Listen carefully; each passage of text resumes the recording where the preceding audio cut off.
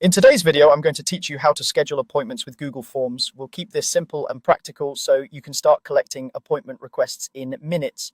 Google Forms is great for gathering the details you need, like a name, email, date, and time, and it keeps everything organized for you. First, go to Google Forms in your browser and sign in to your Google account if you're not already. You'll land on the Forms home screen. From here, choose the blank form option to start from scratch. Give your form a clear title such as appointment booking and add a short description that tells people what to expect, like how long appointments typically last or any preparation they should do before arriving. Now let's build the form. Start by adding a short answer question for the person's full name and mark it as required so you never miss it.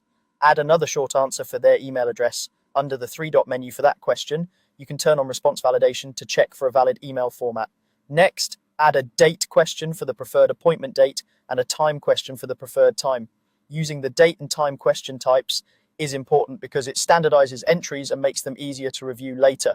If you offer specific services or appointment types, include a multiple choice or drop-down question so people can choose exactly what they need. You can also add a paragraph question for any notes, accessibility needs, or special requests. As you go, use the required toggle on anything you absolutely need to receive.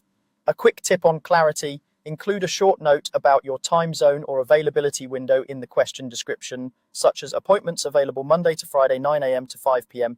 That reduces back and forth and helps set expectations. When you're finished, it's time to share your form. Click the send button at the top right, this is sometimes referred to as share, and choose how you'd like to distribute it.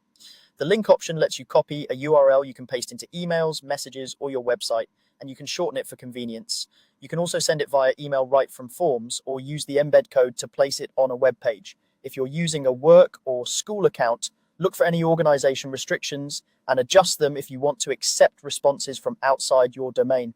Before you promote the form, open the link yourself and submit a quick test response to make sure everything works. Then keep an eye on the Responses tab in Google Forms to review submissions. From there, you can follow up to confirm appointments and add them to your calendar.